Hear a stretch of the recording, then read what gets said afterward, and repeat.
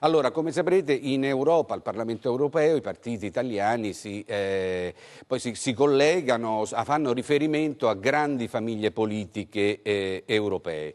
Vorrei iniziare col capire quali sono le vostre famiglie di riferimento in Europa. Messina, iniziamo da lei. I vostri 5 parlamentari europei d'Italia dei Valori sono finora aderenti all'ALDE, Alleanza dei Democratici e Liberali per l'Europa. Proseguiranno con l'adesione a questo gruppo oppure cambia qualcosa? Perché ricordo che alle ultime politiche voi avevate un'alleanza con una realtà di sinistra come quella di Ingroia. È cambiato qualcosa? Certamente sì, cioè, o meglio, non è cambiato niente, nel senso che Italia dei Valori storicamente ha avuto la propria rappresentanza in Europa nell'alleanza dei liberal democratici europei che rappresentiamo anche in questa competizione elettorale, quindi non ci sono modifiche.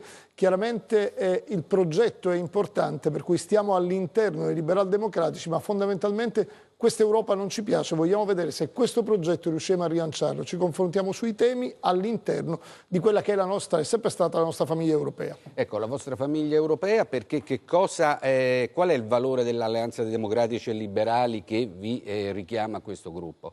Quali sono i valori che condividete? Vede, noi pensiamo ad un'Europa diversa da quella attuale, un'Europa della solidarietà, un'Europa dove il paese più forte aiuta il più debole a diventare più forte, dove non al contrario costringe il più debole a diventare più forte. Per intenderci, noi vogliamo essere europei, non tedeschi, non soggetti alla Germania, che chiaramente ha utilizzato al meglio l'Europa ma ci danneggia da questo punto di vista. È chiaro che dipende molto dalla rappresentanza italiana.